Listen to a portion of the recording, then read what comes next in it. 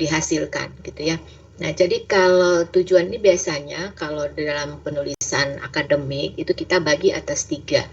Itu ada manfaat teori, kemudian ada manfaat praktis, dan kemudian juga ada manfaat yang berkaitan dengan kebijakan ya. Nah, biasanya saya selalu ada yang menulis itu manfaat memberi manfaat teori gitu. Nah, saya selalu mengatakan kalau Bapak Ibu tidak memberi kontribusi terhadap misalnya ada penambahan teori baru, kemudian ada pengembangan dari teori yang sudah ada, maka sebaiknya tidak perlu menulis kegunaan teori, tapi langsung manfaat teori. Tulis saja manfaat akademik. Jadi manfaat akademik itu bisa meliputi untuk berikutnya sebagai tambahan temuan ini bisa menambah wawasan keilmuan di dalam dalam ruang lingkup akademik gitu ya. Nah, itu bisa kita bisa nulis seperti itu. Tapi jangan menulis terkait dengan manfaat teori itu kalau kita tidak memberi sumbangsi tambah terhadap teori itu. Jadi sebenarnya kita cuma menggunakan saja gitu ya. Nah, yang berikutnya adalah sistematika. Di sistematika ini muatnya itu adalah rincian dari bab 1 sampai dengan bab 3 kalau itu proposal, kemudian bab 1 sampai bab 5 kalau itu sudah sampai di pelaporan tesis. Jadi nanti di sini digambarkan bab 1 itu isinya apa saja, bab 2 isinya apa, bab 3. Jadi pada dasarnya bab 1 ini sifatnya umum gitu ya, yang di dalamnya sudah merinci secara khusus bagian-bagian dari setiap bab yang ada di sistematika penulisan untuk penulisan pelaporan tesis. Nah, untuk bab 2, Bapak Ibu, ini bisa macam-macam istilah yang digunakan ya. Ada yang menggunakan telaah literatur, ada yang menggunakan kajian pustaka, ada juga yang menggunakan landasan teori gitu ya. Nah, tapi biasanya di magister akuntansi kita menggunakan ini di antara dua ini, telaah atau kajian pustaka. Nah, di dalamnya Bapak Ibu itu bisa berisi pertama teori yang digunakan ya, jadi landasan teori. Jadi jangan mulai dengan yang lain ya, jangan mulai dulu dengan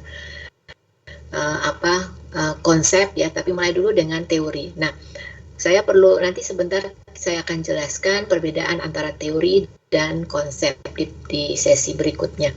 Nah, jadi landasan teori ini adalah teori-teori yang kita gunakan ya untuk melandasi penelitian kita. Nah, kemudian yang kedua itu riset sebelumnya dan pengembangan hipotesis. Ini satu paket Bapak Ibu. Riset sebelumnya dan pengembangan hipotesis ini satu paket namanya. Tidak perlu dipisahkan antara riset sebelumnya sendiri dan pengembangan hipotesis sendiri, itu tidak perlu. Karena dasar pengembangan hipotesis itu dari riset sebelumnya ya, atau dari teori yang sudah ada ya. Jadi kita harus bisa tidak usah memisahkan antara riset sebelumnya dengan pengembangan hipotesis. Jadi nanti dari ini kita bisa tahu, oh saya membuat pendugaan ini berdasarkan apa. Nah, inilah riset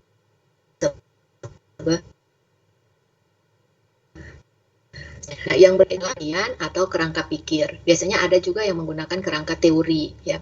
Atau istilah kerangka pikir ini ada yang menulis juga kerangka pemikiran. Nah, ini dua hal yang berbeda. Ya, nanti sebentar akan saya sampaikan mana yang disebut dengan model penelitian dan mana yang disebut dengan kerangka pikir ya. Nah, ini isi di bab 2 gitu ya.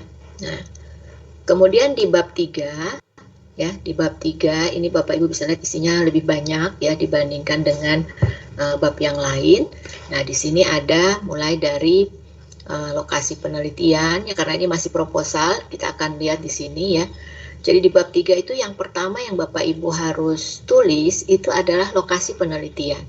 Karena kita belum bisa memulai sesuatu sebelum ya kita sampaikan penelitian kita ini dilakukan di mana gitu. Jadi lokasi penelitian. Setelah itu respondennya. Jadi mulai dari populasinya siapa ya. Kemudian sampelnya siapa. Di dalam sampel ini nanti akan ditulis tentang teknik penyampalannya. Nah, nanti di di materi populasi dan sampel baru saya jelaskan. Nah, jadi Bapak Ibu bisa lihat di sini ya. Terkadang ini kelemahan dari mahasiswa ketika dia menulis bab 3 yang isinya populasi dan sampel ya. Terkadang dia saking saking pengen itu halamannya banyak atau apa. Jadi nanti diure di sini populasi adalah, sampelnya adalah gitu ya. Tapi akhirnya kemudian lupa menyampaikan riset saya ini populasinya siapa dan sampelnya siapa. Nah, jadi dalam penulisan yang baik itu kita tidak perlu harus memperbanyak teori yang terkait dengan apa itu populasi, apa itu sampel, karena sebenarnya kita sudah, waktu kita menulis itu kita sudah siapapun sudah mempunyai pendugaan bahwa si penulis ini paham tentang apa itu populasi dan sampel. Jadi kita nanti bisa langsung aja menyatakan bahwa populasi saya adalah ini, kemudian sampel saya itu adalah dengan menggunakan teknik penyampelan apa, jumlah sampel saya yang kemudian bisa tercapai itu berapa, gitu ya. Nah, kalau mau menambah teori tentang jumlah sampel yang terbaik itu berapa, jumlahnya berapa, nah itu cukup 1 atau 2 pendapat saja, tidak usah terlalu banyak ya. Nah, kemudian yang keempat adalah teknik pengumpulan data. Nah, ini kita disampaikan ya, kira-kira ya saya dapat data itu bagaimana caranya, dapatnya dari mana. Nah, itu teknik. Ya, jadi Bapak Ibu mau pakai kuesioner, mau wawancara, mau observe, mau eksperimen, mau apapun, itu adalah metode pengumpulan data. Nah, kemudian dari sini ada variabel penelitian ya. Nah, di sini Bapak Ibu jelaskan, kalau itu sifatnya analyze, ya berarti tidak ada independen itu nggak ada. Jadi cukup mengajukan bahwa yang dianalisis itu apa. Nah, kemudian yang variabel penelitian ini kalau yang menggunakan uji kausalitas berarti harus dibedakan antara variabel dependent, independent, moderating, ya mediating kalau itu ada, ya. Nah, kemudian setelah itu dari variabel ini kita buat definisi operasional. Nah, definisi operasional penting ini karena dia yang akan menjadi batasan di dalam suatu riset. Ya, saya ngambil contoh ya yang simpel ya, misalnya ketika Bapak Ibu melakukan penelitian tentang tentang kualitas audit ya. Nah, Bapak Ibu membuat definisi tentang apa itu kualitas audit secara operasional, bukan secara pendapat dari dari kamus atau apa. Nah, Bapak Ibu boleh menggunakan definisi kamus atau definisi dari aturan-aturan tertentu, silakan.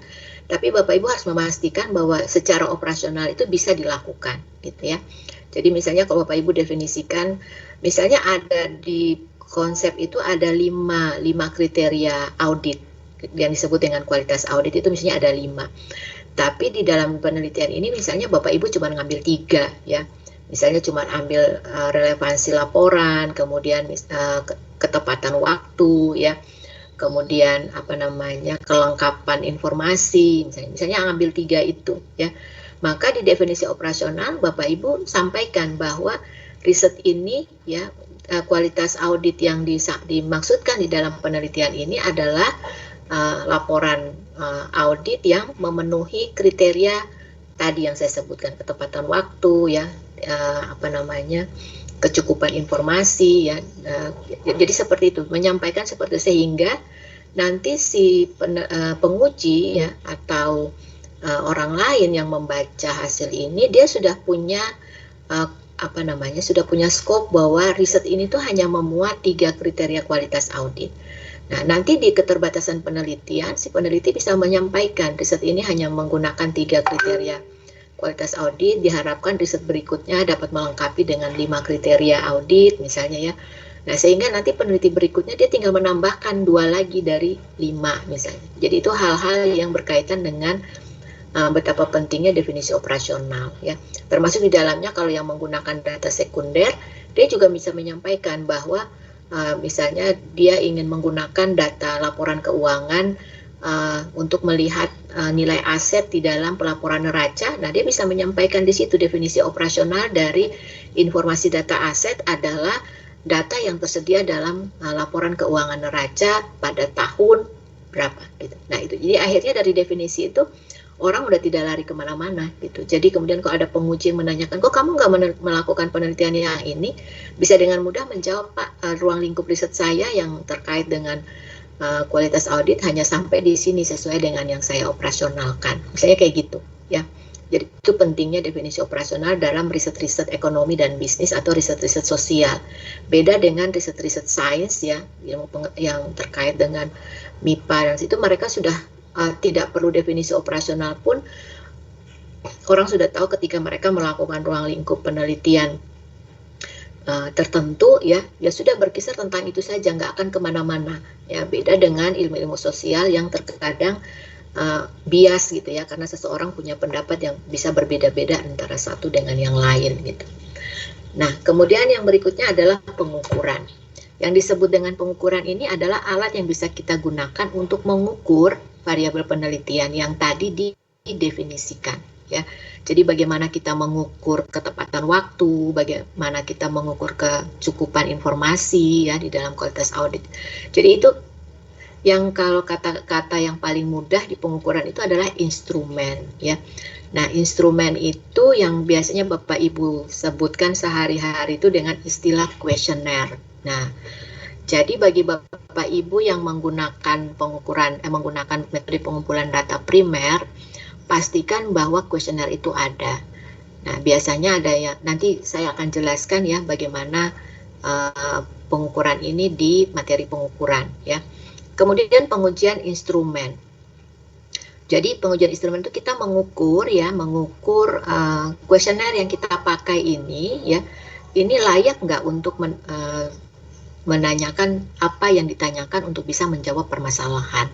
Ya, nanti ini kita akan membahas juga di validitas instrumen bersama-sama dengan pengukuran.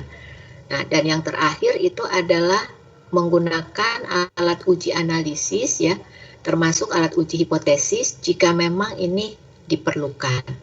Nah, ini hal-hal yang ada di bab 3. Mohon maaf Bapak Ibu, ini urutannya 3, 4, 5, ini mestinya 6 ya, 7, 8, 9. Ini perlu saya ubah dulu nih biar nanti enggak, ini terkadang main copy sampai lupa diganti ya. Silakan Bapak Ibu, ada yang mau ditanyakan silakan.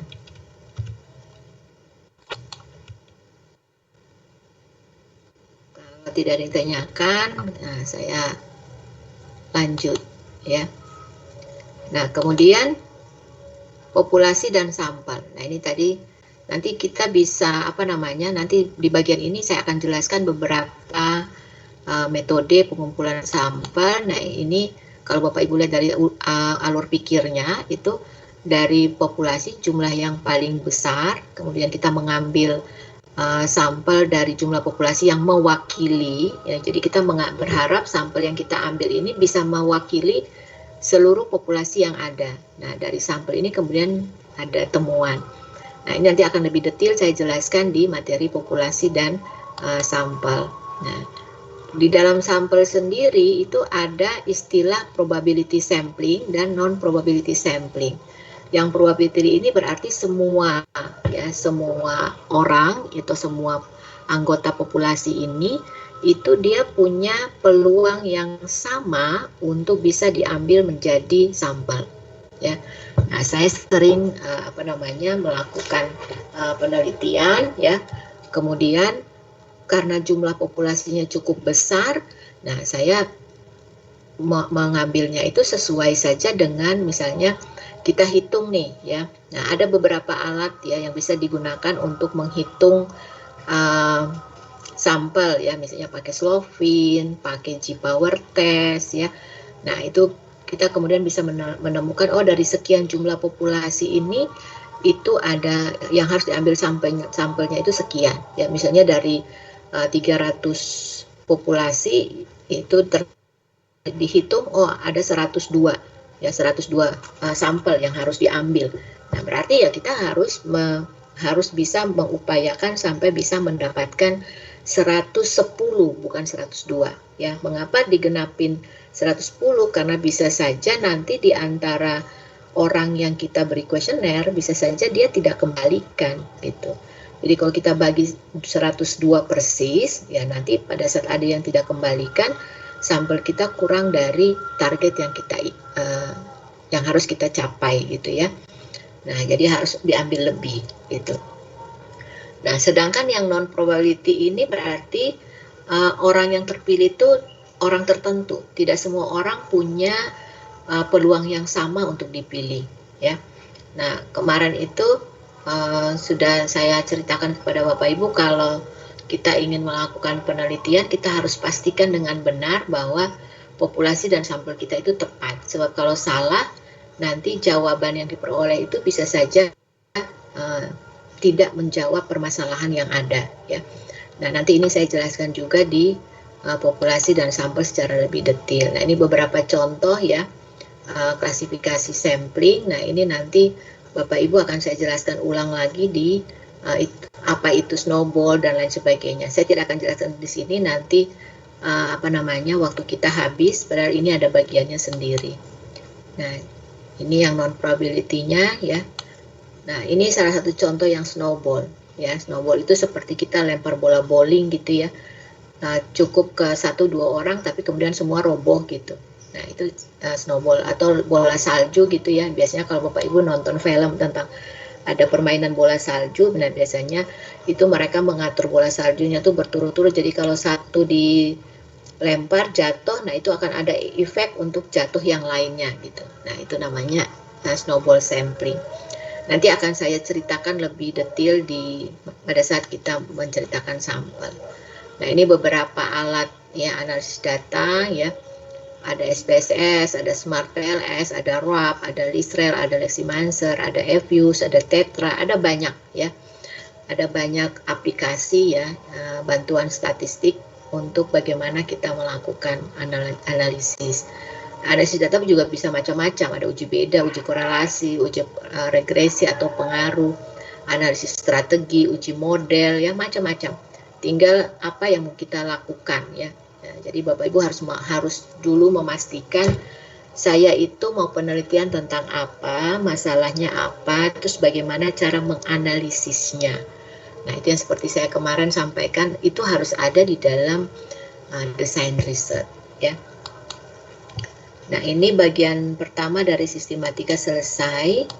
Nah, saya akan masuk di teori ya. Jadi kalau kita ini intinya materi kita di hari ini. Nah, sebelum saya masuk mungkin ada yang mau bertanya?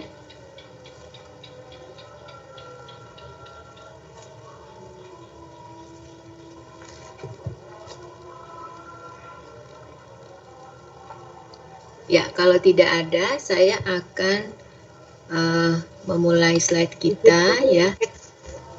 Ya, silakan. Silakan. Izin menanyakan untuk sampel. Iya, Ibu siapa? Dengan Ibu Hernisa, dengan Ibu Mbak Hernisa. Oh, Mbak Hernisa ya, Mbak Hernisa. Silakan. Untuk sampelnya tuh ada standar-standar tertentu atau gimana? Harus berapa banyak? Untuk sampelnya gimana, Bu? Berapa banyak begitu? Oh iya. Ya, nah, untuk bagaimana menghitungnya itu akan kita bahas di materi populasi dan sampel.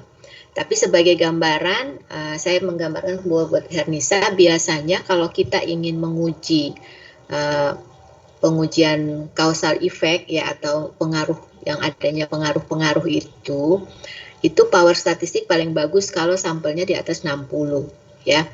Nah, karena ada teori yang mengatakan jadi itu juga terkadang ada yang juga menggunakan berapa banyak variabel yang digunakan di dalam riset ya.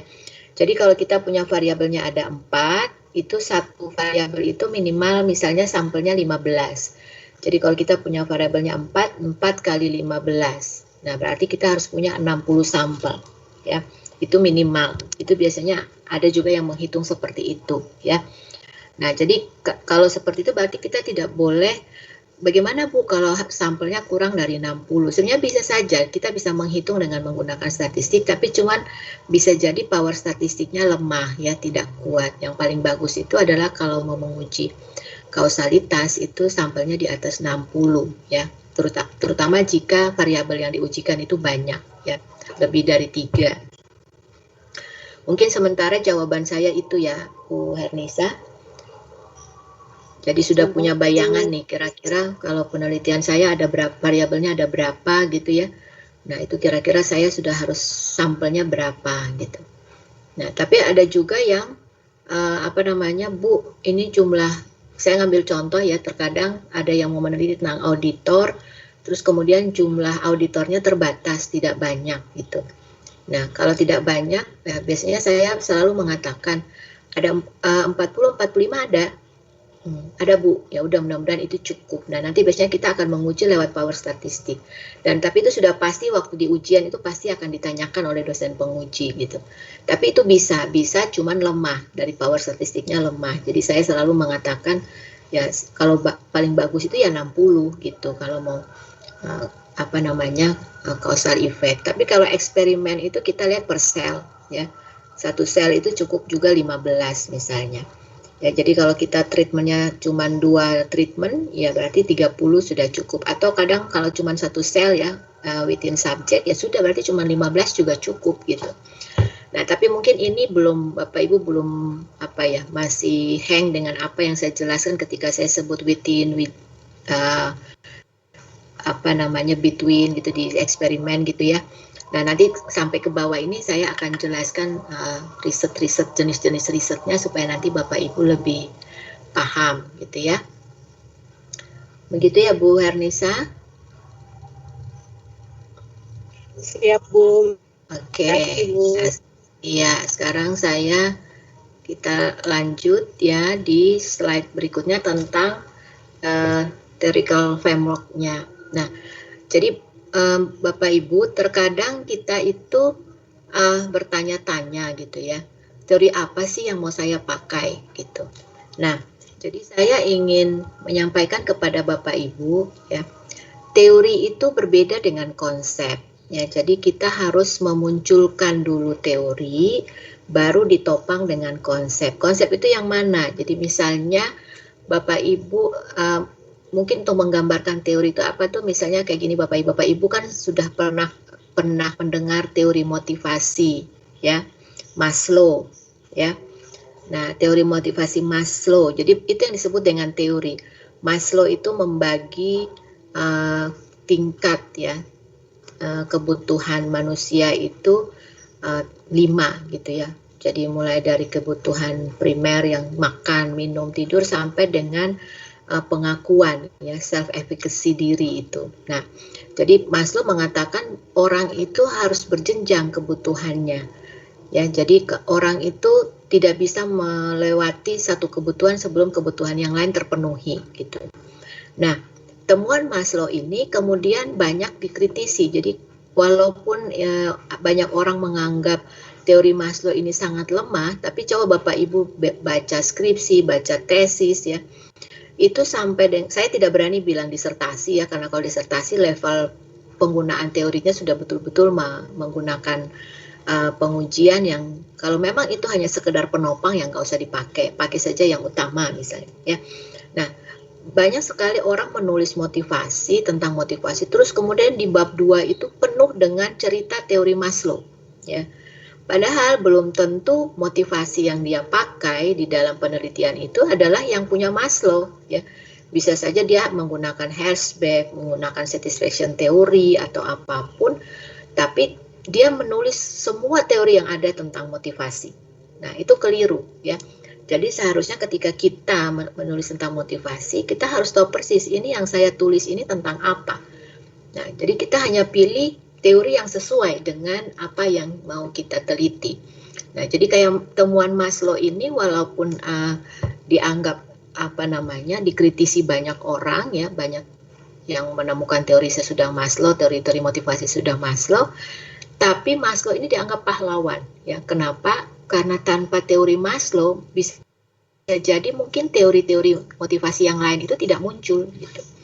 Nah, itu salah satu contoh tentang teori. Jadi kalau Bapak Ibu misalnya ingin menulis audit, baru kemudian Bapak Ibu tulis teorinya itu definisi audit, jenis-jenis audit, gitu-gitu, itu bukan teori, ya, itu konsep. Nah, jadi harus dibedakan. Teori itu adalah pemicu untuk mengatakan bahwa kenapa dia begitu, gitu. Jadi kayak tadi teori Maslow, dia mengatakan orang itu berjenjang kebutuhannya. Jadi artinya orang kalau punya uang, dia itu makan dulu, minum dulu, dia tidak akan mikirkan yang lain, ya. Padahal bisa jadi sekarang ini, ya, orang misalnya saya sering mencontoh mahasiswa S1 saya selalu tanya, kalau kalian punya uang, ya, kalian pilih yang mana? Beli pulsa dulu atau beli makan dulu, gitu. Semua hampir sebagian besar mahasiswa menjawab beli pulsa dulu, Bu, gitu. Nah, artinya apa? Kita melompat dari awal kebutuhan primer dan sekunder ini, kita melompat ke kebutuhan sosialisasi, kebutuhan kasih sayang, ya, kebutuhan silaturahim dengan orang lain. Makanya dia butuh pulsa, gitu. Karena untuk bisa berconnecting dengan orang-orang lain, bisa memunculkan siapa dirinya dan sebagainya, itu lewat kebutuhan pulsa tadi, gitu. Jadi teori motivasi itu menjadi berbeda ketika semakin lingkungan, ya, semakin berubah, itu kebutuhan orang juga prioritas pertama juga berubah, gitu, ya. Kayak sekarang ini kebutuhan untuk pulsa data kita menjadi prioritas, gitu, ya.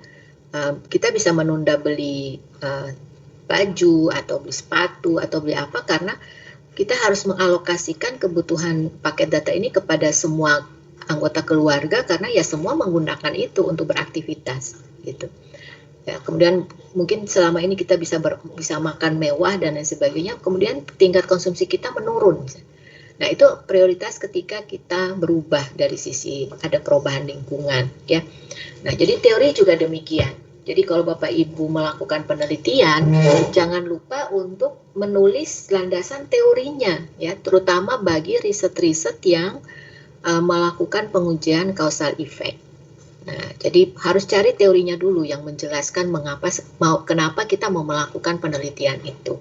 Untuk menemukan, kemarin sudah disampaikan, find a hole, ya, menemukan suatu kedalaman riset sehingga kita bisa melihat perdebatan-perdebatan yang kita alami untuk riset kita, ya. Nah, jadi kalau Bapak Ibu bisa lihat, ini saya simpulkan, ya. Nah, teori itu adalah bagaimana kumpulan dari berbagai konsep, dari berbagai definisi, dari berbagai pendugaan yang kemudian itu dia bisa menggambarkan fenomena atau fakta. Jadi misalnya kemarin saya jelaskan tentang framing teori. Nah, itu ditemukan oleh Kahneman dan Tversky sampai dapat hadiah Nobel, ya. Nah, itu dia menjelaskan bahwa ternyata orang kalau mau menyampaikan sesuatu, ya, itu dia mencoba membingkai informasi itu sedemikian rupa sehingga orang itu bisa tertarik, ya. Nah, jadi kalau Bapak Ibu lihat anak-anaknya Bapak Ibu ingin meminta sesuatu kepada Bapak Ibu, itu dia akan memformula kalimatnya sedemikian rupa cantiknya supaya Bapak Ibu merasa, aduh, kalau nggak penuhi permintaan anak ini nih kayaknya bagaimana gitu, soalnya dia sudah minta kayak begitu. Nah, itu namanya anak Ibu tuh sudah menggunakan, Bapak Ibu tuh sudah menggunakan teori framing di dalam mengeluarkan informasi yang supaya Bapak Ibu terbujuk, ya. Nah, begitu juga dengan penelitian, ya. Jadi kalau Bapak Ibu ingin melihat tentang bingkai informasi di dalam pelaporan keuangan, ya Bapak Ibu bisa menggunakan teori framing, ya. Atau kalau Bapak Ibu ingin menceritakan tentang bagaimana suatu perusahaan itu melakukan utang piutang, ya, tanggung jawab. Oh, berarti ini yang menjelaskan itu adalah teori leverage. Di teori leverage itu dijelaskan bahwa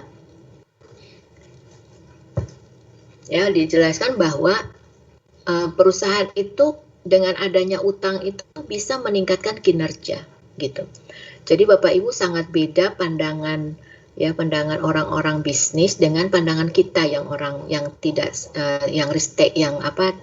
bukan risk taker, ya, lebih kepada risk averse.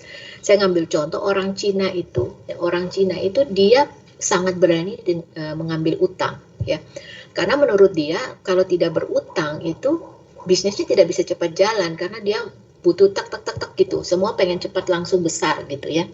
Nah, jadi berbeda dengan tipikal orang kita yang sudah pelan-pelan bisnisnya daripada nanti utang, nanti malah bla bla bla bla gitu ya. Nah, itu perbedaan antara ketika kita ingin menjelaskan tentang fenomena utang yang kemudian kita menggunakan teori leverage tadi ya. Atau kita ingin melakukan penelitian tentang selain bingkai informasi, kita mengatakan bahwa orang yang membuat keputusan itu dia biasanya menggunakan informasi yang terbatas. Ya sudah, menggunakan rasionalitas, teori rasionalitas yang terbatas.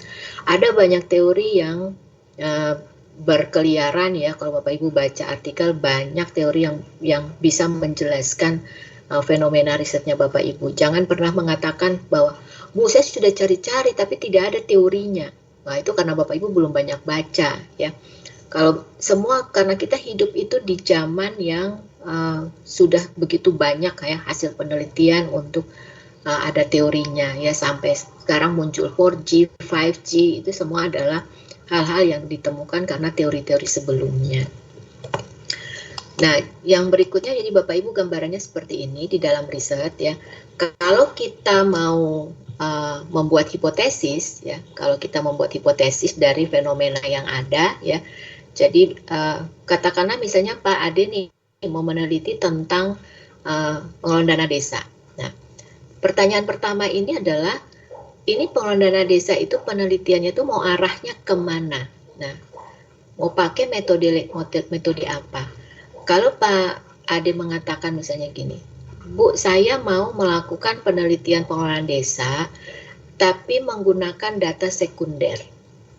Nah, kalau menggunakan data sekunder berarti harus dipastikan bahwa hal-hal yang mau diteliti di dalam variabel penelitian itu memang datanya ada yang berkaitan dengan data archival atau sekunder.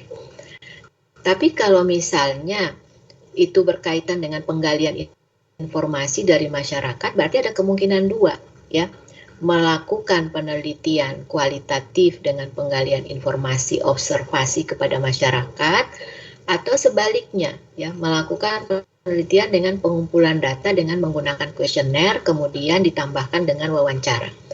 Nah, jadi di sini misalnya ada fenomena yang mengatakan, fenomena ini misalnya yang Pak Ade lihat sehari-hari yang berkaitan dengan pengelolaan dana desa ya. Fenomena itu banyak yang sampai Pak Ade mengatakan, saya sampai tidak tahu Bu, mana yang mau saya prioritaskan saking banyaknya ya.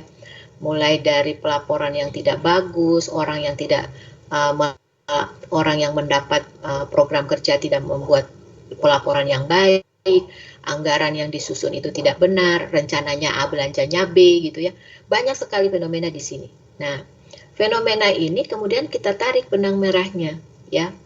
Apa yang sampai muncul cerita gini tuh apa yang menyebabkan? Nah, itu yang di dalam introduction itu apa gitu ya. Apa yang menyebabkan sehingga muncul gejala atau fenomena ini. Nah, apanya ini yang harus kita gali sehingga kita bisa mengidentifikasi permasalahannya. Kemudian kita hubungkan dengan teori. Nah, ini ya, teori. Nah, jadi kalau itu fenomenanya berkaitan dengan ternyata banyak orang yang tidak patuh di dalam proses pengelolaan dana desa, maka kita bisa mencari di sini teori yang mendukung. Teori apa? Oh, ada teori kepatuhan. Teori apa lagi? Oh, kalau misalnya itu berkaitan dengan anggaran, oh ada teori budgeting, teori anggaran. Ya. Kalau itu terkait dengan misalnya asetnya banyak yang dibawa pulang ke rumah masing-masing, oh berarti ini ada teori stakeholder, ada teori kepemilikan gitu. Nah, tinggal sekarang dari sekian banyak fenomena dan sekian banyak persoalan, masalah, mana yang mau diangkat terlebih dahulu gitu. Nah, dari situlah yang kemudian dirumuskan teorinya, yang di antara sekian banyak teori tadi yang disebut, mana yang paling cocok dikaitkan dengan riset-riset sebelumnya, maka dapatlah hipotesis, pendugaan. Apakah ada pengaruh antara A dan B gitu ya, dan seterusnya. Atau A dengan C gitu ya, atau B memediasi A dan B gitu ya. Nah, jadi seperti itu. Ini yang bagaimana langkah-langkah yang dilakukan dalam suatu riset yang menggunakan pengujian kausalitas. Nah, jadi kalau Bapak Ibu lihat di sini ya, kita itu membutuhkan teori itu untuk pertama apa ya? Untuk bisa memberi keyakinan ya, keyakinan kepada peneliti atau juga keyakinan kepada orang yang membaca hasil penelitian kita bahwa apa yang kita gambarkan dalam fenomena yang kemudian kita konsepkan dalam variabel-variabel penelitian itu memang adalah suatu model yang saling berkaitan antara satu dengan yang lain.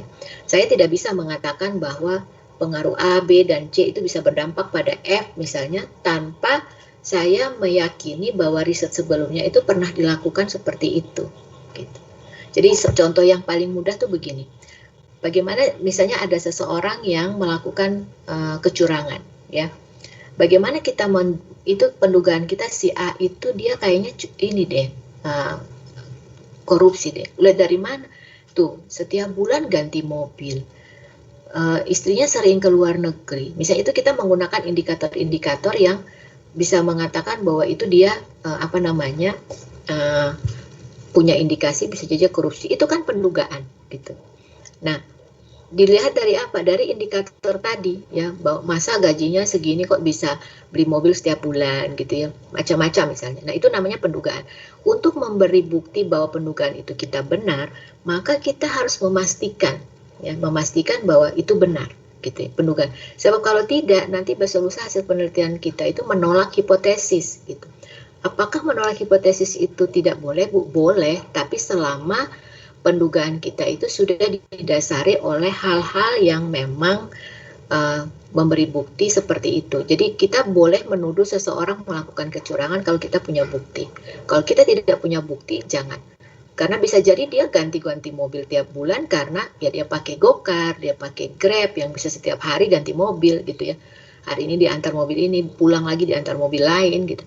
Tapi bisa jadi orang bisa menuduh kalau tidak tahu apa-apa, orang bisa kira loh kok bisa ganti-ganti mobil misalnya.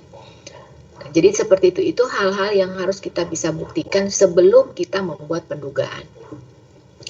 Nah, jadi Bapak Ibu bisa lihat di sini bahwa hipotesis itu tidak turun dari langit gitu ya, tapi ditopang dengan riset-riset sebelumnya dan juga dari teori. Nah, dengan adanya teori itu kita bisa meyakinkan orang yang membaca penelitian kita bahwa penelitian kita ini telah dilakukan dengan prosedur yang benar ya. Nah, jadi ini beberapa komponen di theoretical framework yang harus kita miliki. Nah, biasanya ini yang disebut tadi definisi operasional ya. Biasanya kita harus mendefinisikan secara baik seperti tadi kualitas audit itu apa ya. Yang disebut dengan pengelolaan dana desa itu apa, yang disebut dengan optimalisasi aset itu apa, gitu. Itu kita definisikan dengan baik. Karena definisi itu akan menurunkan konsep-konsep dan yang berkaitan dengan pengukuran, ya. Kita mau mengukur pakai apa, gitu ya. Nah, ini alasan tentang kenapa kita perlu theoretical framework dan kemudian dia bisa menopang komponen-komponen yang ada di dalam kerangka teori tadi. Nah, jadi kalau Bapak Ibu lihat di sini nih saya ngambil contoh yang simpel. Ini diambil dari buku Uma Sakaran ya. Ini tentang business research ya. Nah, jadi kalau kita lihat di sini ini contoh tentang bagaimana membangun suatu kerangka pikir ya, yang kemudian dia menjadi model penelitian ya. Dari pelanggaran di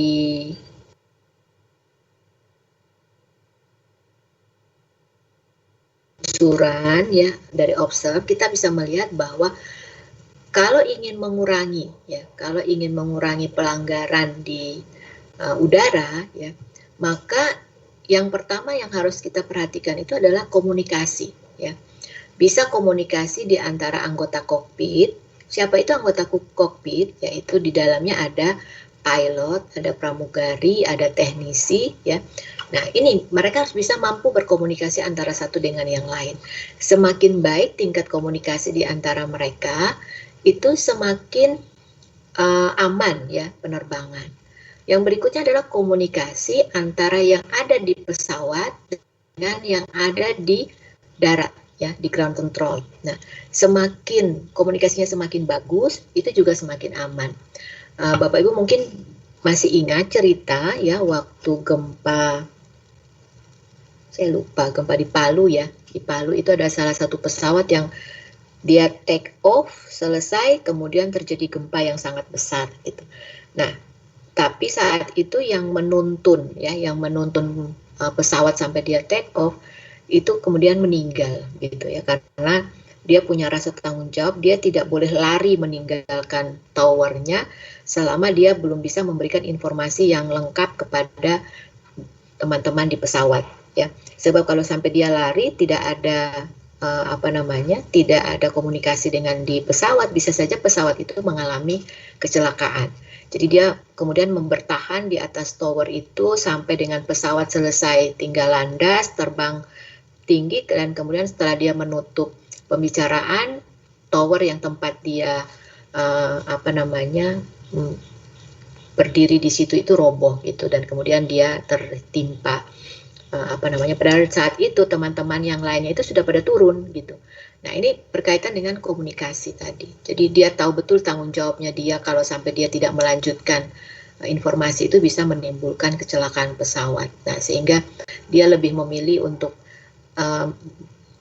pesawat itu aman terbang dibandingkan memikirkan diri sendiri. Nah, inilah komunikasi gitu. Nah, yang berikutnya adalah desentralisasi. Desentralisasi itu adalah pelimpahan kewenangan ya. Nah, jadi bisa jadi setiap orang itu sudah pilot harus apa, co-pilot harus apa, itu dia sudah punya bagian-bagian mana yang harus dia yang membuat keputusan, tidak harus saling menunggu. Nah, kalau saling menunggu ini bisa repot ya. Contoh ya, pramugari itu sudah tahu kapan dia harus memberi makan kepada kepada penumpang ya. Nah, dia tidak, walaupun kita sudah terbang di tingkat kecepatan tertentu, tapi selama masih ada goncangan, dia tidak akan membagi makanan, walaupun saat itu secara SOP itu sudah mengatakan bahwa di ketinggian tersebut itu sudah bisa membagi makanan. Tapi dia tidak akan membagi kalau dia tahu persis ini belum aman untuk dia berjalan dan lain sebagainya. Nah, itu yang disebut dengan desentralisasi. Dia diberi kewenangan untuk bisa ambil keputusan di saat dimana dia tahu bahwa mana yang lebih baik gitu ya. Nah, itu contoh. Nah, jadi sama seperti sekarang ini pemerintah pusat memberi kewenangan kepada daerah untuk membuat keputusan-keputusan yang berkaitan dengan operasional ya. Jadi nggak harus nanya ke pusat, bisa buat keputusan di daerahnya masing-masing. Nah, kemudian diserahkan kepada pemegang kekuasaan di daerah, yaitu gubernur ya. Nah, yang berikutnya adalah semakin baik juga training ya, pelatihan-pelatihan yang diberikan kepada kru kokpit, itu juga bisa membuat tingkat pengamanan daripada pesawat ini bisa menjadi lebih aman gitu ya. Nah, ini hal-hal yang berkaitan dengan bagaimana kita membangun framework pemikiran riset kita dari teori ya. Apa sih yang menyebabkan pesawat itu bisa terbang aman? Nah, ini kita telusuri ya. Kemudian kita dapatkan, oh ini 4 ini yang bisa menyebabkan ya penerbangan itu aman gitu. Nah, ini berarti tergantung dari ini. Ya, makanya ini disebut dependent variable dan ini disebut independent variable ya. Nah, jadi Bapak Ibu bisa lihat di situ. Ini kita bisa masuk ke contoh Bapak Ibu ya. Nah, ini hipotesis itu bisa terbagi atas hipotesis deskriptif. Misalnya hanya satu, tidak ada terlihat kausalitas. Manajer yang dikompensasi berdasarkan laba akan cenderung menaikkan laba perusahaan.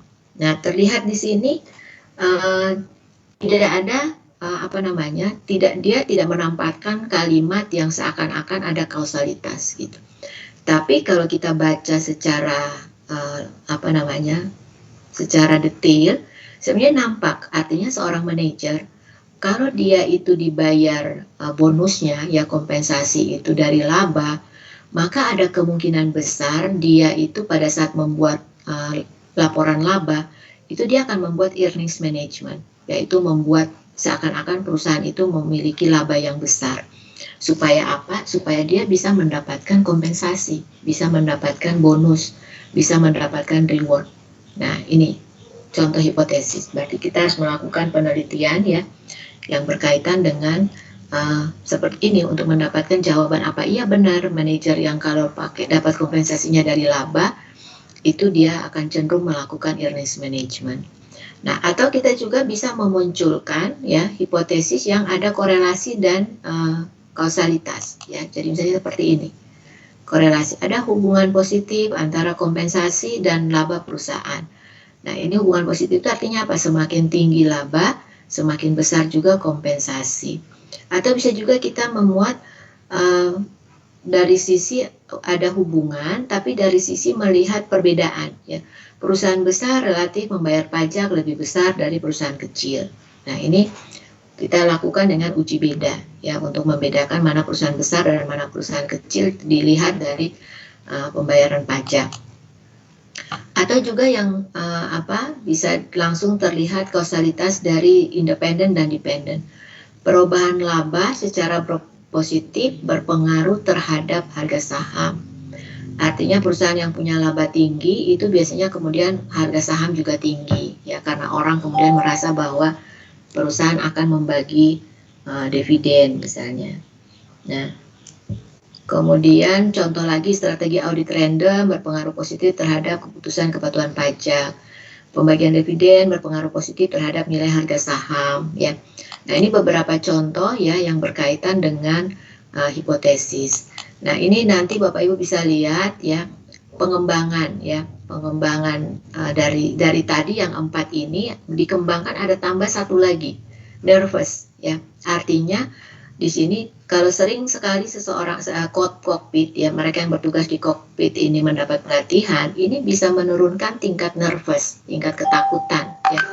Nah, sehingga bisa juga menurunkan tingkat pelanggaran ya di pesawat. Nah, ini penambahan ini disebabkan misalnya, oh iya ternyata kalau kita bisa lihat ya pramugari yang senior dengan pramugari yang junior pada saat di pesawat dan menghadapi menghadapi penumpang ya yang agak bandel atau apa itu berbeda ya dari sisi pengalaman gitu ya, sehingga di situ bisa membuat penerbangan menjadi aman gitu.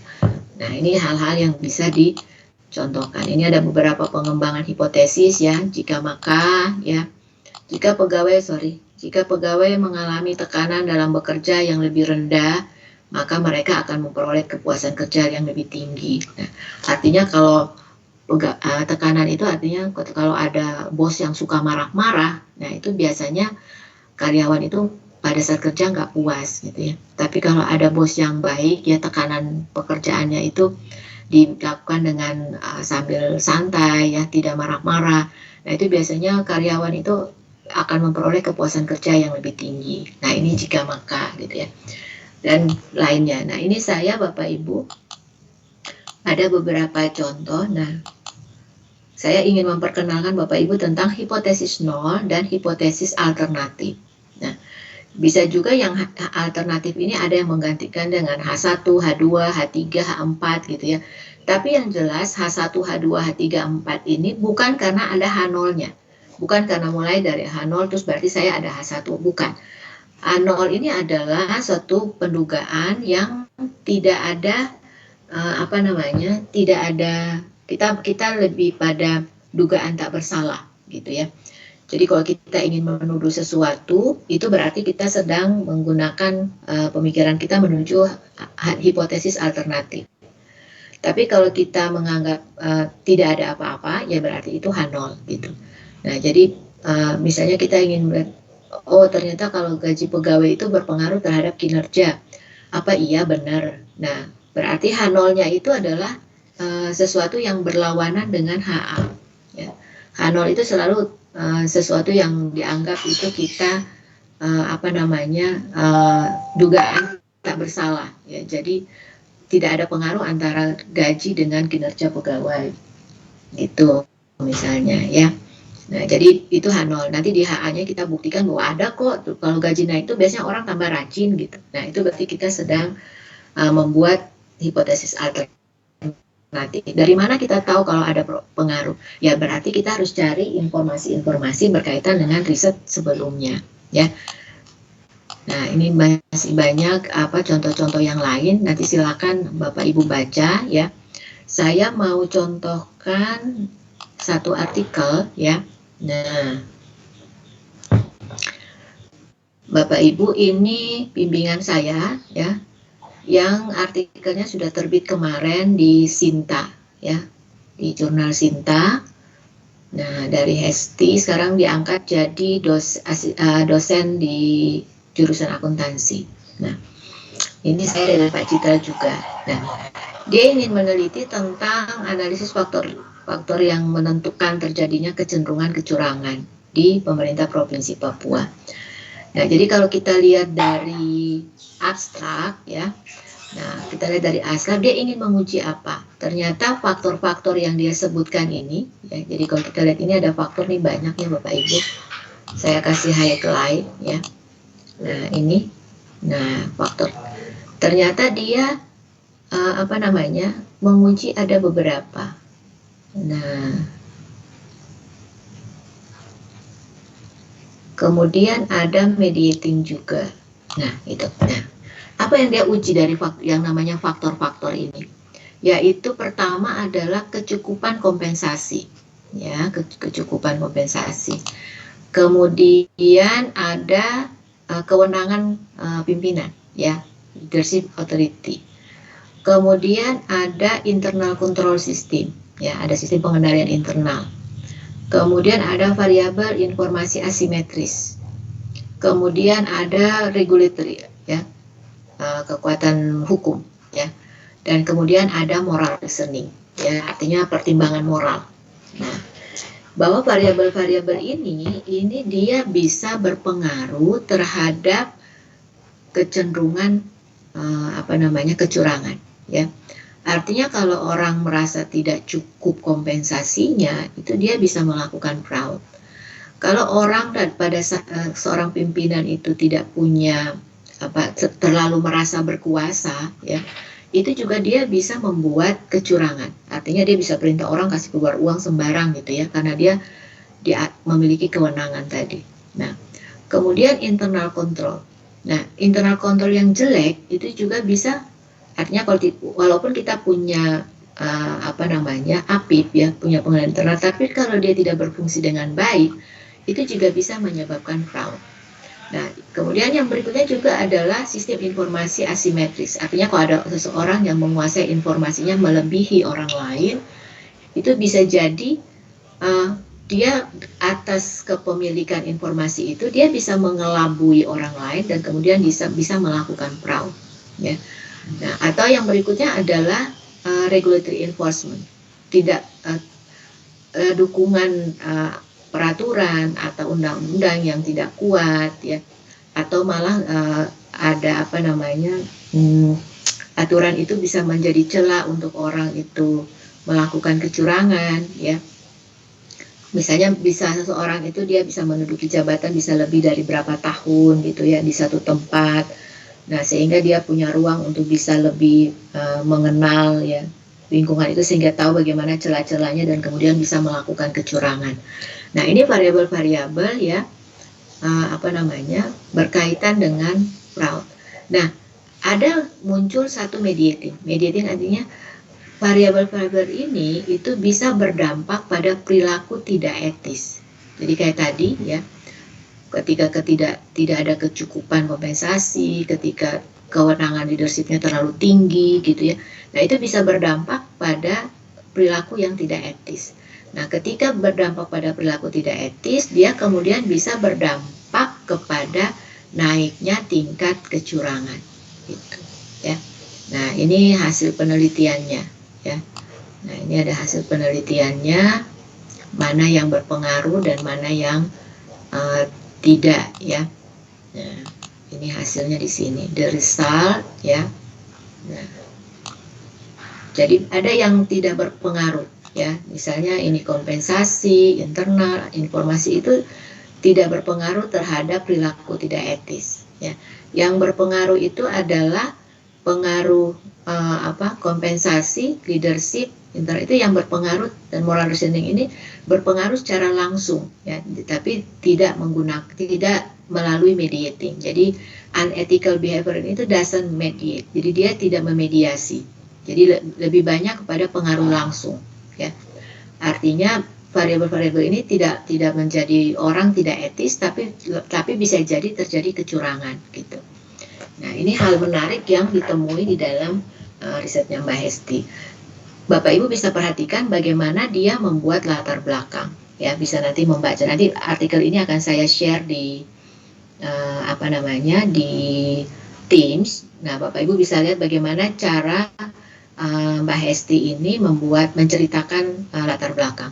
Jadi tidak ada lagi cerita yang panjang lebar tentang korupsi itu bla bla bla, tidak, tapi langsung pada bahwa di dalam risetnya Damayanti itu disebutkan bahwa kasus fraud itu banyak terjadi dilakukan di aparat birokrasi pemerintah.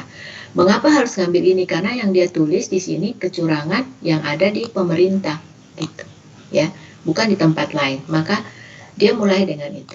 Nah, kemudian semakin berkembang, ya, riset siapa lagi, ya.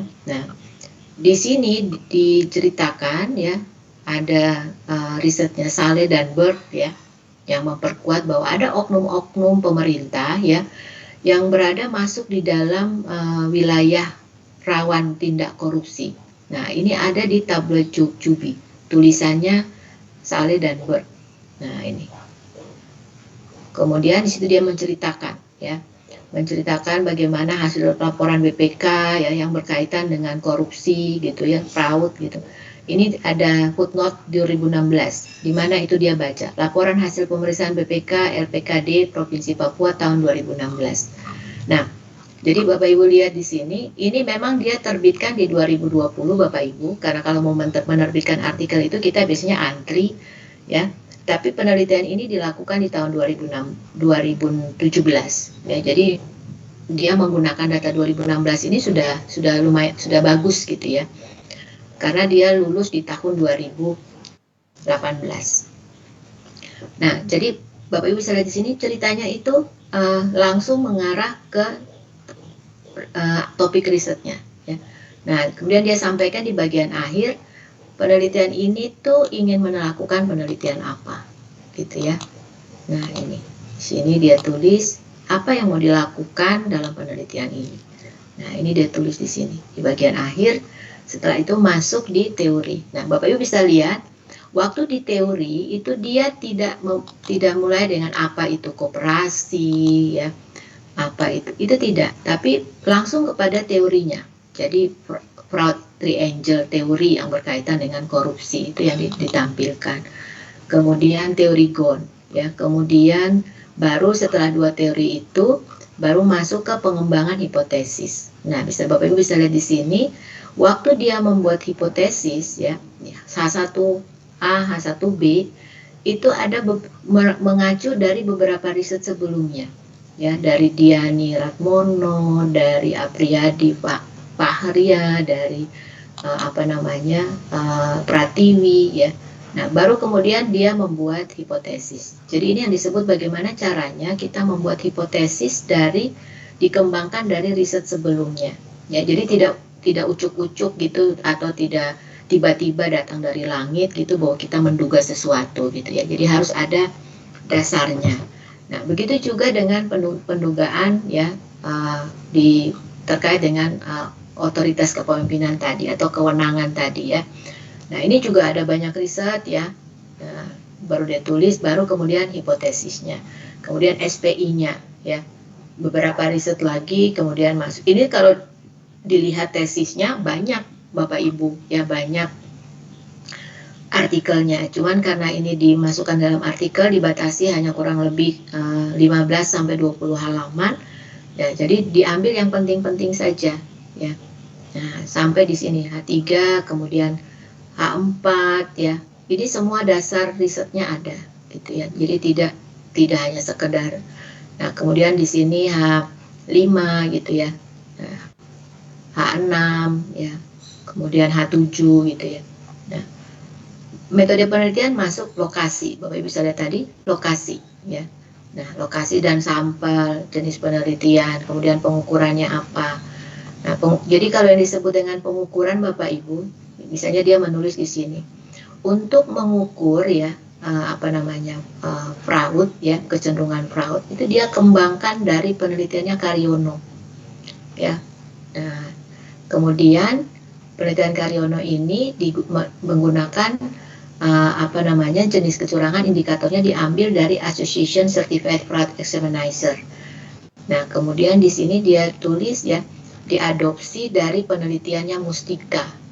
Nah, di 2016. Nah, skalanya itu 1 sampai dengan 5. Jadi bukan buat kuesioner sendiri, tapi memang menggunakan kuesioner yang sudah ada.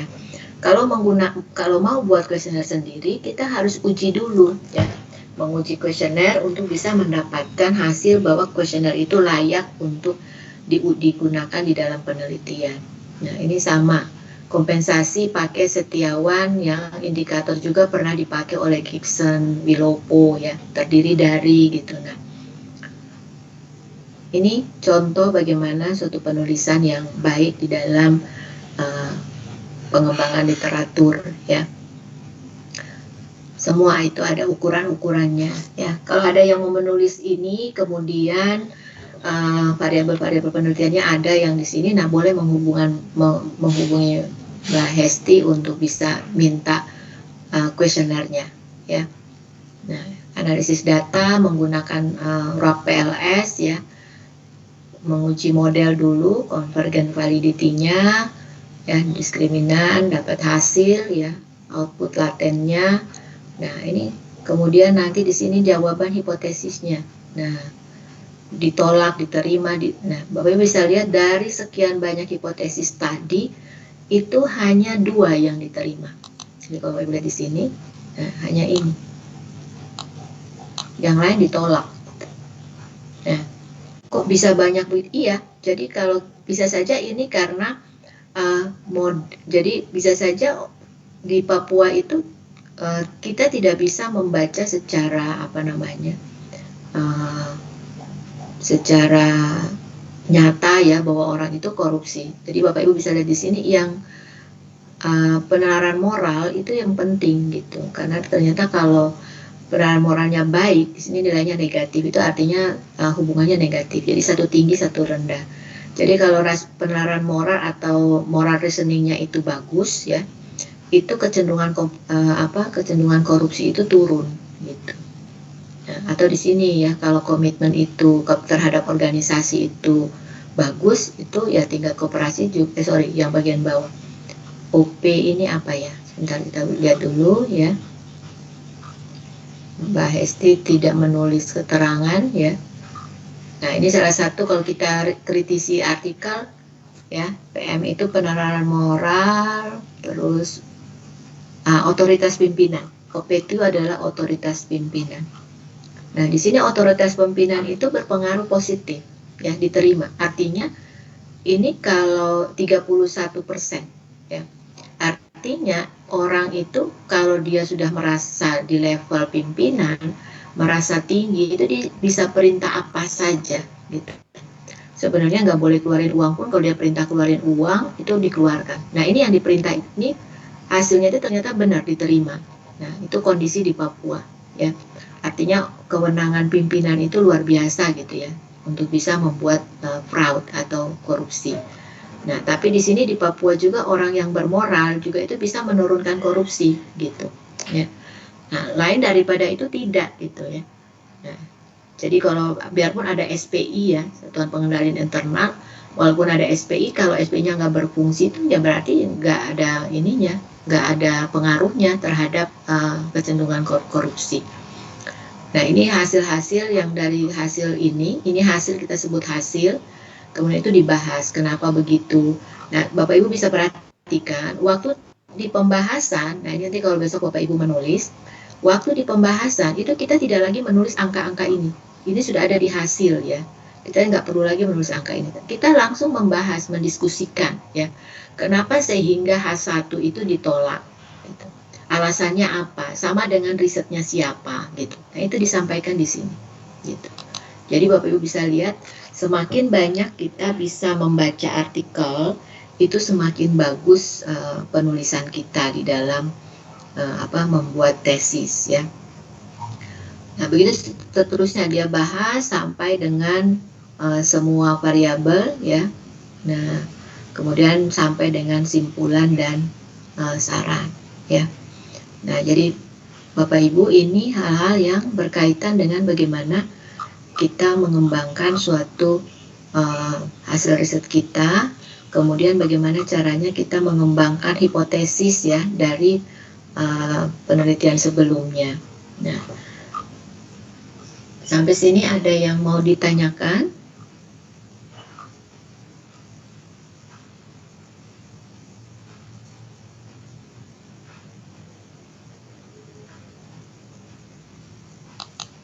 Halo? Adakah yang mendengar? Dengar, Bu. Ya, Bapak Ibu Dengar, terlihat. Izin, Bu. Ya, silakan. Bertanya, Bu. Ya. Yang mau bertanya?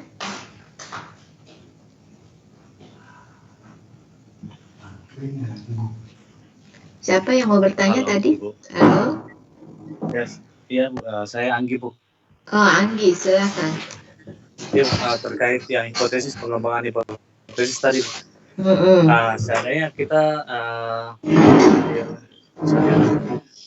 penelitian lain, tapi kita beda lokasi. Tapi kalau kita ingin menambah hipotesisnya lagi, boleh nggak, Bu? Itu caranya kita mulai dari mana, Bu? Cara untuk menambah hipotesis baru itu? Kalau mau menambah hipotesis baru, berarti harus mencari artikel yang memang terkait dengan yang mau ditambah, variabel yang mau ditambah. Jadi saya ngambil contoh nih, misalnya ini sudah ada beberapa variabel, Bapak Ibu misalnya mau menambahkan satu variabel lagi di dalam penelitian ini. Dan misalnya ini sudah tadi ada berapa 5 ya, mau ditambahkan tentang budaya ya, misalnya. Nah, budaya etis misalnya ya. Silakan cari artikel yang menceritakan budaya etis yang ada hubungannya dengan fraud ya. Jangan cari artikel budaya etis yang berhubungan dengan kinerja. Beda ya. Harus cari artikel yang budaya etis berhubungan dengan fraud. Jadi seperti itu. Ini saya buka lagi ya. Artikel kemarin siapa ya yang pengen nulis audit delay? Ada artikel yang cukup menarik ya, artikel asing, tapi sekarang udah mudah kan kalau kita pakai Google Translate, ya silakan translate gitu ya. Nah, ini baru nih 2018, bagus nih risetnya ya. Effect of role ambiguitas dan role conflict on dysfunctional audit behavior. Nah, ini penelitian di Jordan ya. Nah, ini dia meneliti tentang yang kemarin Ibu jelaskan ya. Jadi ada peran ambigu ketika seorang auditor itu dia tidak mendapatkan full information dari apa yang dia audit. Atau yang berikutnya dia punya pekerjaan yang lain selain mengaudit ya. Misalnya ada konflik, misalnya role konflik ini bisa saja bukan hanya di dalam pekerjaan, misalnya dia menerima 2-3 pekerjaan sekaligus ya. Bisa juga role konflik karena misalnya sambil kerja tuh dia lagi mikir di rumah ya, misalnya aduh ini anakku bagaimana dan sebagainya. Itu bisa juga terjadi role konflik karena ada peran ganda antara dia sebagai seorang ayah dan juga sebagai seorang pekerja di kantor. Nah, ini paling banyak di Indonesia itu terjadi adalah role konflik ketika kita punya peran yang kita tidak bisa membagi peran antara profesional kita di kantor dengan kewajiban kita di rumah misalnya, terutama ibu-ibu ya. Nah, ini berkaitan itu bisa mengganggu, bisa kemudian berdampak pada dysfunctional audit. Nah, kemudian kita ingin menambahkan nih, boleh nggak ya saya tambah misalnya overload, role overload ya. Peran ketika kita mendapatkan pekerjaan yang terlalu banyak dalam satu waktu misalnya. Ya boleh aja, misalnya di Indonesia sering kalau ada orang yang rajin ya, kalau ada seorang yang rajin itu kemudian sudah karena dia rajin, hampir semua pekerjaan dikasih ke dia, tolong dong gitu ya, akhirnya terjadi overload gitu. Nah ini bisa kita tinggal mencari ya, misalnya kita cari di sini ya, role overload ya. And dysfunctional.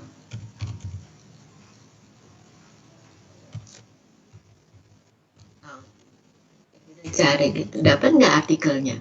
Nah, ternyata ada di sini ya, ada di sini menjelaskan tentang role overload ya. Nah, tapi apakah ini dia berhubungan dengan audit? Oh, ternyata tidak. Tapi dia menceritakan tentang adanya dari sisi psikologis itu ada ceritanya tentang bahwa seseorang kalau dia overload itu dia bisa mengakibatkan physical dysfunction. Ada perubahan secara fisikal ya.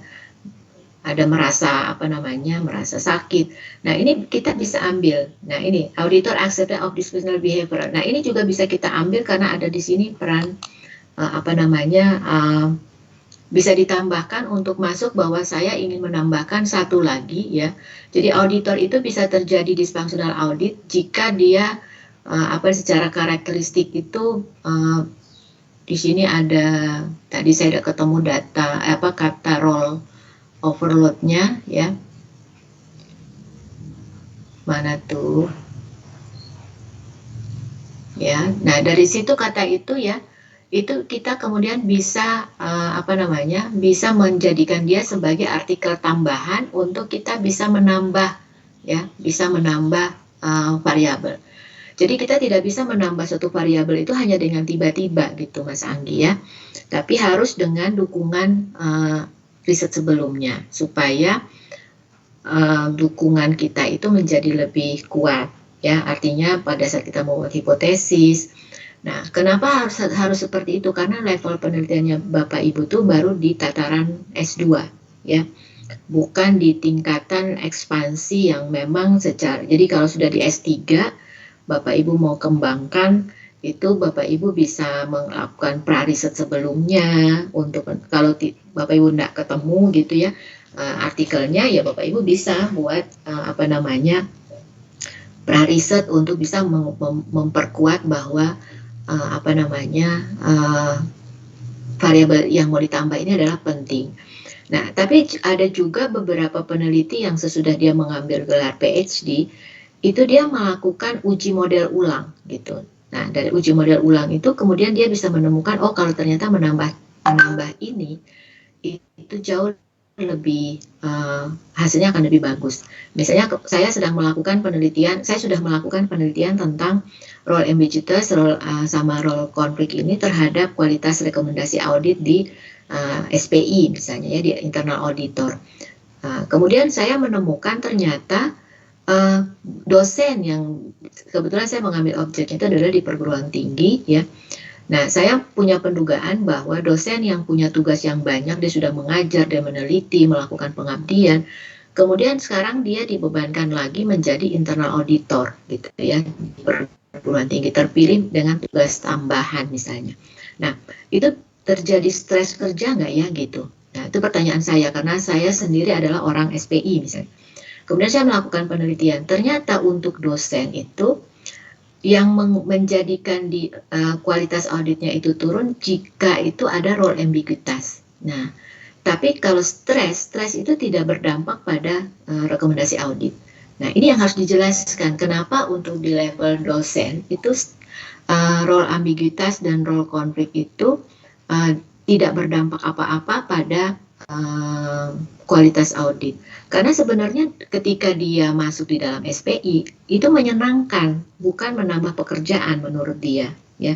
Kenapa menyenangkan? Karena kasus-kasus yang dia temui pada saat dia melaksanakan tugas di SPI itu dia bisa menceritakan kasus itu di dalam kelas sebagai contoh-contoh kasus ya, dan tanpa menyebutkan lokasi, tanpa menyebutkan itu kasus itu ada di mana gitu. Bisa dibahas di kelas. Dan itu menjadi menarik, kelasnya jadi menarik, sehingga tidak menimbulkan stres. Nah, temuan ini berbeda dengan ketika periset yang lain itu melakukan penelitian untuk internal audit yang ada di pemerintahan, ya. Nah, atau yang ada di perusahaan, ya. Kenapa? Karena dia stres ditumpuk-tumpuk dengan banyak pekerjaan, tapi informasinya nggak jelas, gitu. Tidak ada sesuatu yang bisa dia dia tuangkan ke orang lain gitu. Tapi kalau dosen berbeda. Nah, itu yang menarik dari hasil penelitian ketika kita menemukan sesuatu yang berbeda dari riset-riset sebelumnya, ketika objek risetnya itu sama-sama internal auditor tapi di objek yang berbeda ya. Satunya di pemerintahan, satunya di perusahaan, kemudian saya ambil yang di perguruan tinggi gitu ya. Nah, itu hal-hal yang menarik ditemukan di dalam suatu riset. Jadi begitu Mas Anggi, silakan kalau mau menambahkan supaya terlihat berbeda dari peneliti sebelumnya, tapi pastikan bahwa yang ditambah itu ada artikel acuannya, ya. Begitu Mas Anggi. Baik Bu, terima kasih. Oke, ada lagi yang mau ditanyakan? Ibu saya Ya, siapa? Faiti, Bu. Faiti. Iya, Bu. Ya, suaranya digedein dikit.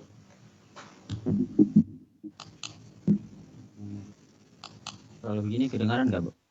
Ya, kedengaran. Ya. Bu, ini saya mau tanya terkait tentang model ya. Jadi kan sempat disinggung tentang model.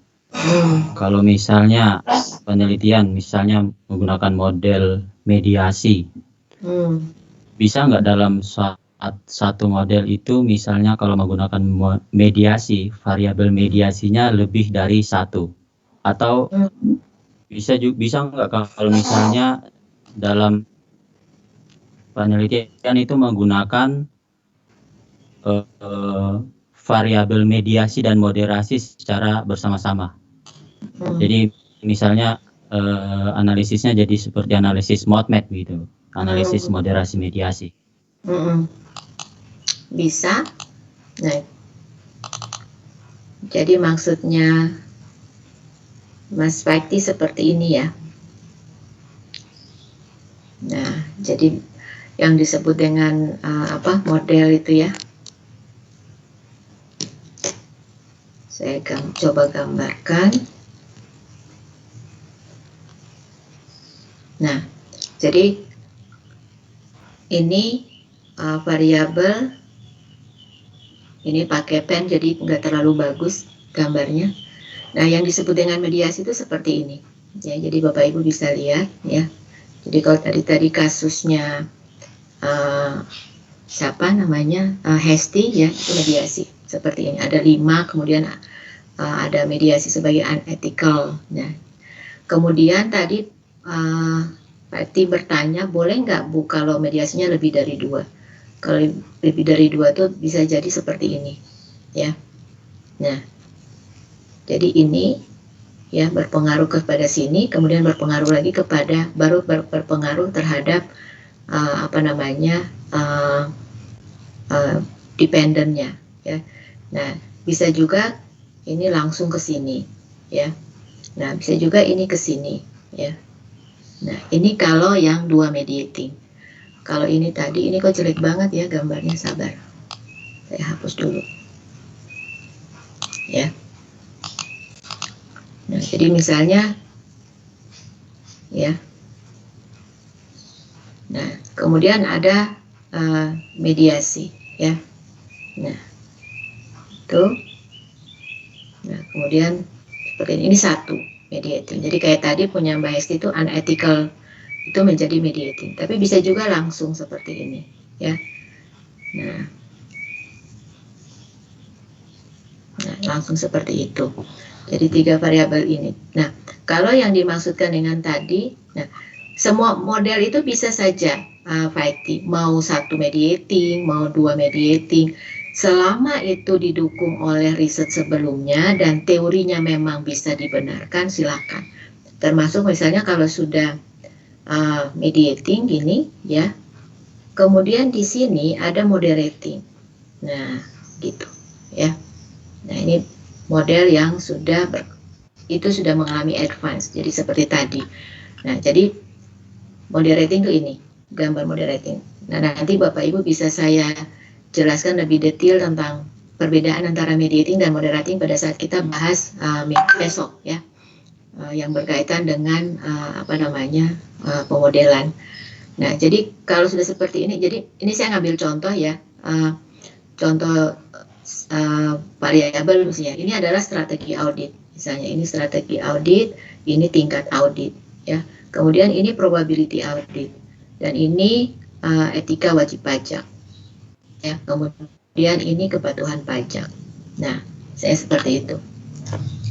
Jadi kita punya asumsi bahwa strategi audit, ya, strategi audit itu sama tingkat audit ini berpengaruh terhadap, jadi di mediating ya, berpengaruh terhadap perceive of audit, probability audit.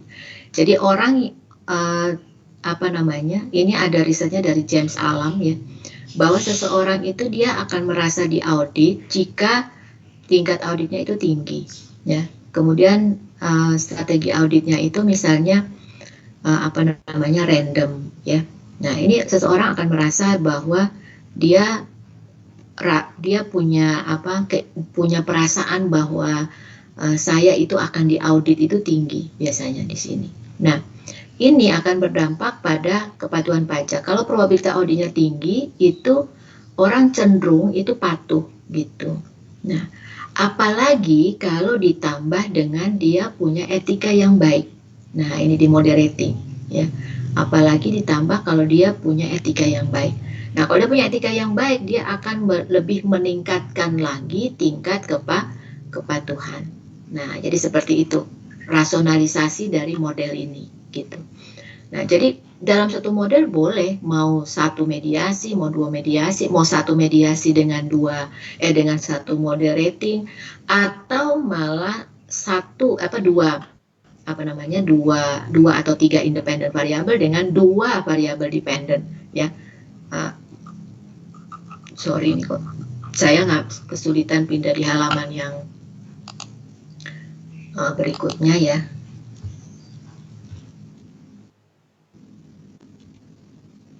Untuk dapat kertas baru.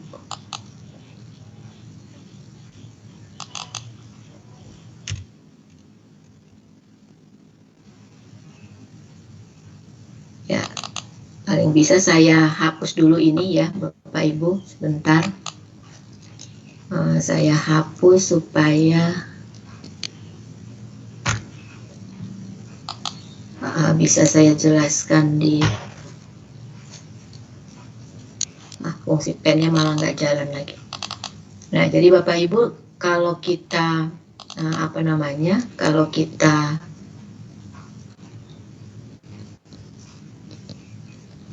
Oke. Nah, ini saya hapus Bapak Ibu ya. Bisa jadi ada juga yang modelnya seperti ini ya. Ini ada misalnya ini 3 variabel independen, di sini ada 2 variabel dependent. Jadi nanti bisa begini. Ya. Bisa juga seperti itu, ya. Jadi Bapak Ibu, model penelitian ini kita buat itu karena ada dasar dari riset sebelumnya.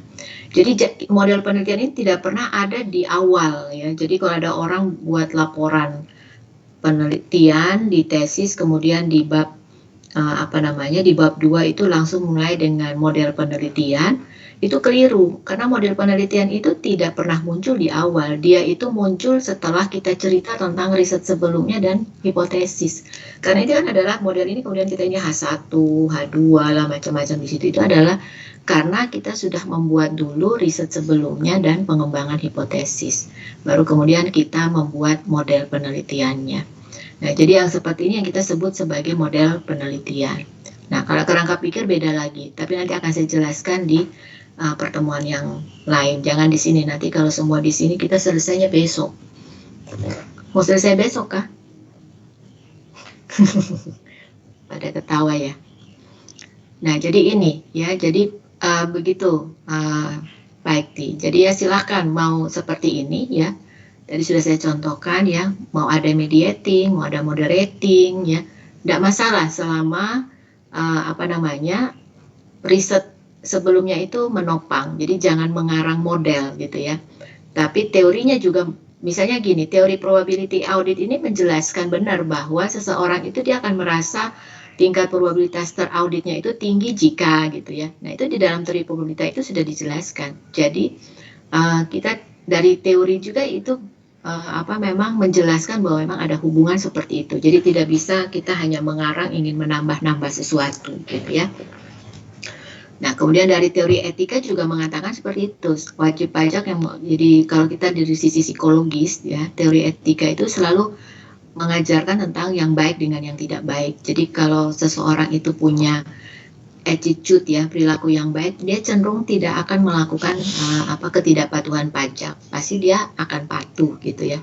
Nah, itu menopang dari ketika seseorang sudah punya rasa bahwa dia akan diauditnya tinggi, ditambah lagi dengan dia punya perilaku yang baik, maka ini akan terdorong menjadi orang yang patuh bayar pajak gitu ya. Nah, ini kebetulan karena kita masuk di bulan patuh pajak ya untuk lapor e-filing kita, SPT. Nah, ini contoh yang baik nih ya. Gitu. Ada lagi? Begitu Fatih, ada yang mau ditanyakan? Lanjutan dari ini?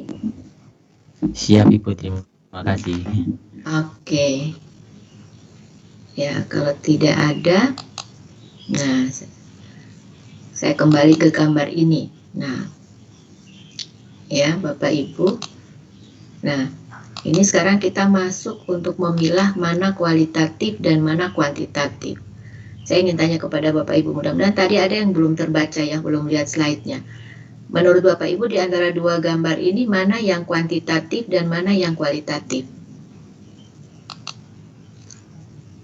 Siapa yang mau jawab? Rame-rame jawab juga nggak apa-apa. Gambar pertama ini kuantitatif atau kualitatif?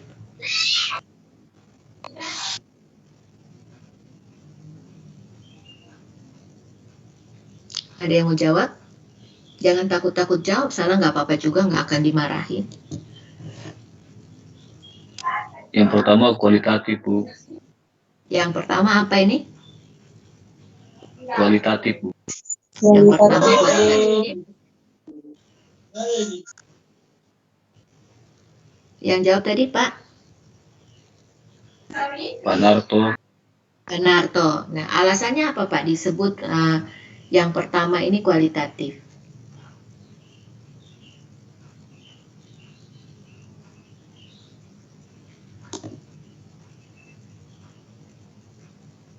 Karena membandingkan, Bu. Ini kan gambar mobil, Bu ya.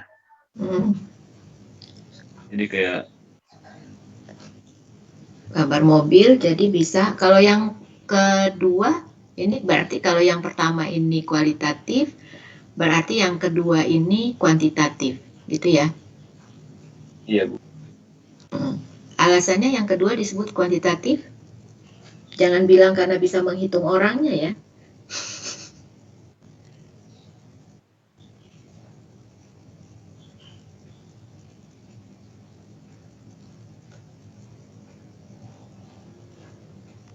Atau Pak Nardo memang tadi berpikir karena ini bisa dihitung 1, 2, 3, 4, 5, 6, 7 gitu ya?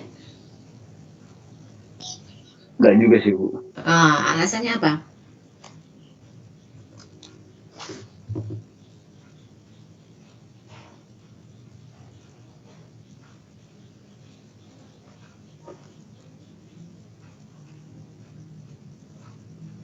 Yang lain juga boleh jawab sambil nunggu Pak Narto lagi mikir.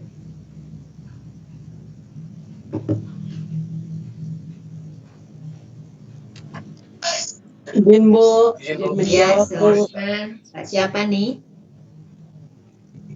Mbak Nisa Bu. Nisa, ya silakan Mbak Nisa. Izin Bu, menurut saya sama dan Pak Narto, mobilnya kualitatif karena kita dengan melihat saja kita bisa mendeskripsikan itu sebuah mobil, ada bannya, ada ini, pokoknya bisa dapat digambarkan itu kayak mobil Bu. Terus yang kalau orang-orang yang orang-orangnya kita memang juga bisa mendeskripsikan itu orang-orang, tapi kan beda-beda, ada yang usianya mungkin ada yang lebih tua, ada yang anak-anak, terus mungkin begitu Bu. Jadi belum bisa dipastikan itu kalau sebelah kan kita itu sebuah mobil begitu, kalau di sebelah tuh belum bisa di maksudnya orang-orang saja belum, tapi apa begitu kan kita belum bisa. Iya begitu Bu. Ya begitulah kira-kira ya Bu. Iya. Oke, tidak masalah. Yang penting Bapak Ibu aktif, saya tahu bahwa saya tidak di room sendirian gitu kan. Karena perkuliahan online itu kelemahannya adalah belum tentu saya cuap-cuap sendiri ini Bapak Ibu di depan laptop, bisa jadi lagi pergi cerita dengan siapa, kan saya nggak tahu ya. Nah, tapi dengan cara gini kan saya tahu bahwa saya tidak ditinggal sendirian gitu ya. Nah, Bapak Ibu, ada lagi yang lain mau berpendapat selain Pak Narto sama Mbak Nisa, Bu Nisa? Saya mau panggil Mbak apa panggil Ibu nih? Mbak Bu. Nah, oke, dengan Mbak. Iya, saya sebenarnya lebih karena saya tuh merasa saya sudah tua, jadi kalau saya panggil orang Bapak Ibu juga nanti mereka kecepatan tuanya dibandingkan saya. Jadi saya panggil Mbak sama Mas saja ya supaya kalian tetap awet-awet muda. Kecuali Pak Hastoto. Pak Hastoto saya panggil Pak saja ya. Saya takut kalau saya panggil Mas Toto lagi nanti beliau merasa diri terlalu muda. Bagaimana Pak Hastoto? Ada suarakah? Nah, Bapak Ibu saya buka jawabannya. Sebenarnya jawaban tadi Pak Narto dengan Mbak Nisa gitu ya, Mas itu sebenarnya sudah mengarah kepada yang namanya mobil tadi sudah bisa dideskripsikan dengan jelas gitu ya. Nah, sesuatu yang bisa dideskripsikan dengan jelas itu adalah kuantitatif. Kita bisa langsung menghitung. Untuk membuat mobil ini terdiri dari bla bla. Fungsi mobil ini adalah ini, itu sangat jelas gitu ya di mobil ini. Ya, jadi kuantitatif itu adalah sesuatu yang diperoleh dari hasil research and development, kemudian hasil itu bisa kita hitung dengan tepat ya, tingkat kecepatannya dan lain sebagainya itu kita bisa hitung. Sebaliknya tadi Mbak Nisa juga menjelaskan yang di sebelah gambar orang ini kita agak sulit mendeskripsikan ya, apakah itu dia tua mudanya berapa tahun dan lain sebagainya gitu ya, itu sulit kita misalnya melihat mungkin kalau Bapak Ibu baca berita kalau lagi buka Facebook atau lagi buka Instagram atau lagi buka apa, terkadang Bapak Ibu ada baca serum untuk memudahkan orang. Nah, bisa jadi orang yang sudah umur 60 terlihat lebih muda gitu ya. Sesuatu yang sangat sulit untuk dideskripsikan. Nah, itu biasanya adalah riset-riset yang bersifat kualitatif. Sehingga untuk melakukan riset kualitatif itu kita harus observe lebih dalam lagi, masuk dalam ruang lingkupnya, cari tahu gitu ya, sehingga kita bisa mendapatkan gambaran yang lebih benar gitu. Tapi kalau yang kuantitatif itu bisa dari depan udah bisa kelihatan ini mobil tahun berapa, tinggal lihat di kap mesinnya dan macam itu, bisa ada informasinya sangat jelas gitu ya. Nah, berbeda dengan ini, kita sifat sikap itu satu orang dengan orang yang lain itu berbeda gitu. Sehingga ketika kita kita meneliti tentang mereka itu lebih banyak kita mendapatkan hal-hal yang sulit untuk dideskripsikan. Nah, jadi kalau kita ingin menjadikan dia kuantitatif, itu kita harus mengukur dia dari sesuatu yang bisa kita ukur. Makanya kita akan bertanya, Bapak Ibu setuju nggak dengan pendapat ini? Ini semua ada berapa? Kita memerlukan seperti itu, supaya kita bisa membuat dia menjadi kuantitatif. Ya. Nah, ini hal-hal yang nanti bisa kita lihat di sini ada perbedaan ya antara hal-hal yang berkaitan dengan kualitatif dan kuantitatif ya. Jadi kalau kita lihat di sini hubungan variabelnya itu di metode kuantitatif itu kita bisa mengukur sebab akibatnya ya. Kausalitasnya bisa kita ukur. Tapi kalau kualitatif kita lebih melihat dari bukan kausalitas yang seperti sebab akibat, tapi kita melihat dari sisi interaktif ya. Jadi kemarin saya kasih contoh bagaimana salah seorang ilmuwan dari Australia yang ingin meneliti tentang bagaimana apakah istri dari kepala suku ini berperan di dalam pembuatan keputusan kepala suku. Nah, itu dia harus ada di dalamnya sehingga dia bisa melihat interaksi yang muncul di dalam kehidupan suatu keluarga, dan kemudian dia menikah dengan kepala suku supaya dia bisa melihat lebih detail lagi kehidupan di dalam rumah tangganya kepala suku. Kalau dia dari luar saja, dia nggak bisa tahu di di balik itu tuh apa ceritanya gitu. Nah, itu hal-hal yang berkaitan dengan metode kualitatif. Nanti kalau Pak Saikul kasih kuliah, Bapak Ibu bisa bertanya tentang ke Pak Saikul lebih detail lagi tentang kualitatif.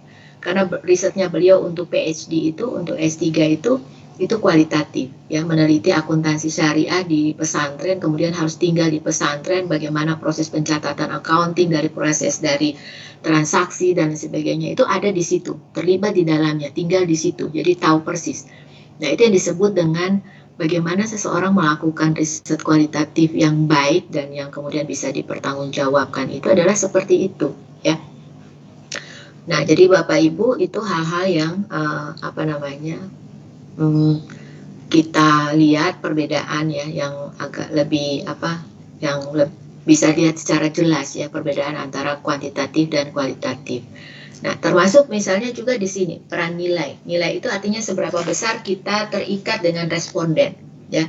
Nah, kalau metode kuantitatif itu kecenderungan kita tuh bebas. Artinya apa? Selesai kumpul data, ya udah, kita udah selesai. Kadang kita juga tidak mengenal orang yang isi kuesioner kita, misalnya, ya. Itu siapa? Itu kadang juga kita nggak tahu. Artinya kita cenderung kita lebih independen gitu, ya. Berbeda halnya dengan kualitatif. Kalau kualitatif itu sangat terikat dengan responden kita karena kita ada di dalamnya, ya.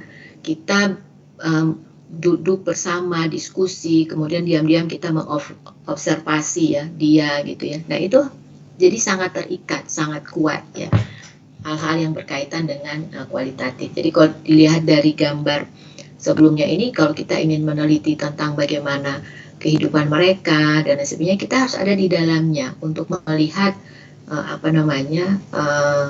bagaimana mereka membuat keputusan, bagaimana kehidupan mereka di dalam sehari-hari, bagaimana prosesnya, itu kita terlibat di dalamnya.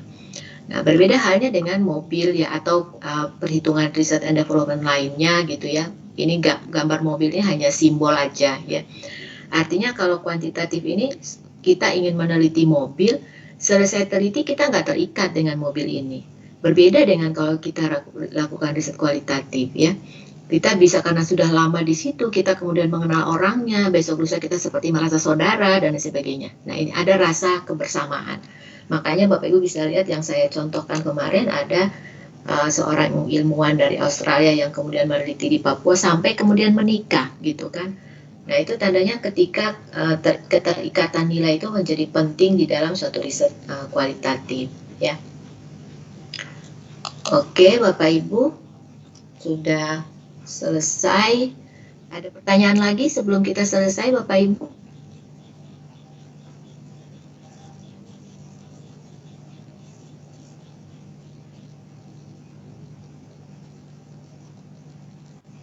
Ya, kalau tidak ada,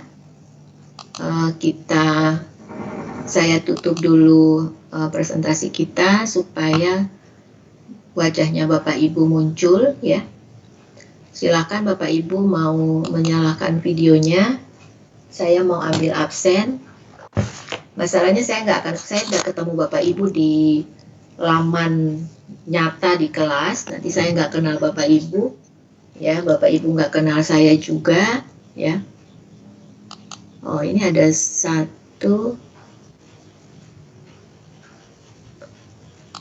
Oke, saya nyala video saya juga, ya.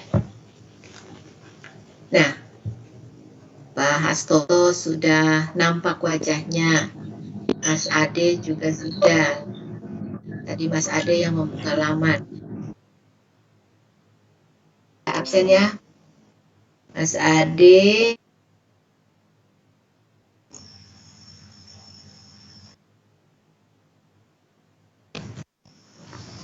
Mas Anggi ini dalam perjalanan, ya? Dia mau lagi jalan pulang, Bu, dari kantor. Maaf, dari mana? Dari kantor, Bu, lagi jalan pulang. Oh, ya, hati-hati di jalan. Denny ada? Biasanya Denny rajin kok, tumben nih dari kemarin. Apa ada pemeriksaan ke daerah kah? Lagi pemeriksaan, Bu. Oh iya. Periksaan Bu. Dapat ini di mana dia? Kemungkinan lokasinya susah sinyal itu ya. Ya, kemudian Effendi. Hadir Ibu, maaf saya tidak bisa aktifkan kamera, lagi di jalan. Oh ya, tadi di jalan. Ya. Ya, Ibu. Pak Iti ada. Kemudian Putri. Putri ada. Ya. Pak Hans Toto ada. Erlina ada. Kemudian Hernisa ada. Mbak Iis. Siap, Ibu. Oh iya, udah kelihatan wajahnya. Mau sholat maghrib ya? Mas Nu. Oke. Mas Nu sudah kelihatan senyum-senyum. Kemudian Mas Nu nggak ada ya? Saya salah lihat nih, kayaknya bukan Mas Nu itu. Oh iya, bukan Mas Nu. Reza ada. Ya, Mas Julius. Tadi perasaan ada deh Mas Julius di. Ya, Mas Julius, kemudian Pak Narto. Oke. Nah, ada yang belum saya panggil namanya? Saya Bu Nuh. Maaf Ibu, saya di jalan tidak kasih nyala Oh, kamera. ya udah berarti. Makanya tadi saya pesan, tadi saya lihat ada. Oke. Iya Bu. Udah, berarti sudah saya centang. Jadi berarti kecuali Denny ya yang nanti kalau ada yang bisa kontak Denny, sampaikan, tolong beritahu posisinya di mana. Jadi biar Ibu bisa pastikan dia bisa mendapatkan tugas yang bisa dikumpulkan nanti setelah kembali dari tempat tugas. Oke. Siapa ketua kelas? Pak Denny, Bu. Oh, Pak Denny yang ketua kelas. Ini ketua kelas masih tidak ada di kelas gitu ya. Ya udah, nanti berarti siapa yang bisa mewakili nanti yang bisa tahu tentang ini tolong kasih tahu aja buat dia, tolong kontak Ibu gitu ya. Nah, oke, kalau tidak ada pertanyaan lagi ya, Bapak Ibu jangan lupa topik-topik risetnya segera dimasukkan ke Teams supaya bisa Ibu cek untuk besok mulai kita diskusikan ya. Siap ya. Untuk memulai riset proyeknya. Katanya mau cepat lulus ya. Ya. Amin. Oke, sampai jumpa lagi. Ya Bu, terima kasih. Nisa bingung nggak lihat Nisa sekarang, kayaknya Nisa agak gemuk ya? Iya Bu, gemukan, pulang Papua Bu, jadi gemukan. Oh gitu. Saya kira karena ini Nisa sama Lina karena lagi PFA pulang dekat orang tua atau jadi terus wajah-wajahnya berubah jadi cerah gitu ya. Oke, ya, salam sehat buat semua. Kita jumpa lagi besok ya di jam yang sama. Siap Bu, terima kasih Bu. Sama-sama, selamat sore, mendekati malam ya. Selamat sore, Bu. Terima kasih. Sore Bu, Sama-sama. Terima kasih. Iya. Oke, Ibu izin live duluan ya. Ya Bu.